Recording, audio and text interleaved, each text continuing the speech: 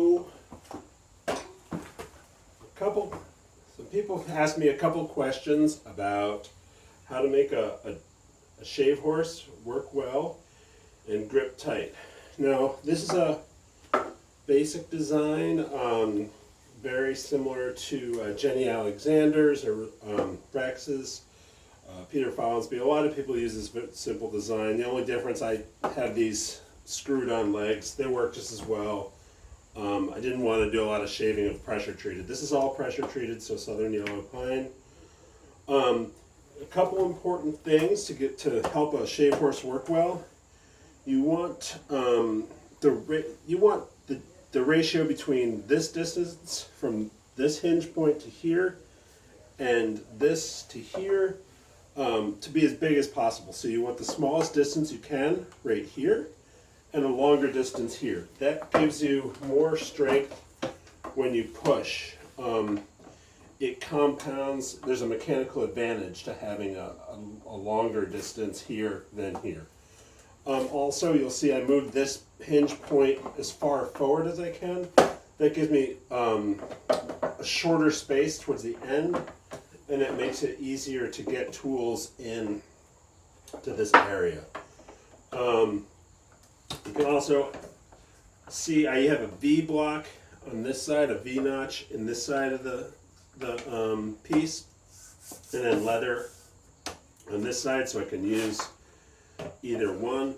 I tend to use the V block for anything that's round or rectilinear, and the leather for flat. The other thing is you want to have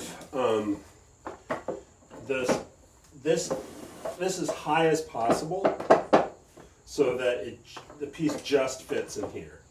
So the higher this can get, the less you have to push, and the stronger this gets. So you can really, bear down. It's much easier. It's easier on the legs when it's high. If it's down farther, you can still do it, but you can see that this piece is actually moved. You can pull it out, whereas when it's up here, it's much more stable. So, and then I also trimmed these off so that they give me, so that there's less space here. If I'm working with a spoke shave tight up against here, I want, or with a draw knife, or with a wooden spoke shave like this, I want to have the easiest access I can to this area. Like I don't, so by cutting these corners off, it gives me some space. And the last thing I did was I added this seat. It's angled at 5 degrees. It just sits on here and slides back and forward, so it's easy to adjust. My weight keeps it in place.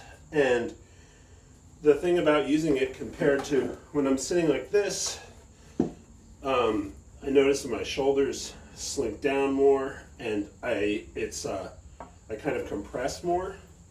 And when using the seat, I'm up a little bit higher, and it adds a curve to my back.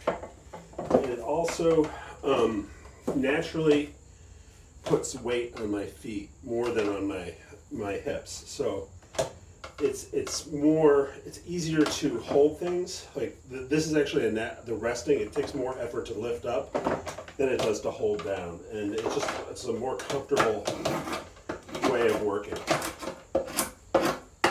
So yeah, just a few changes to the standard shave horse that I've made that will help you. I feel like hold the work better and work a little easier.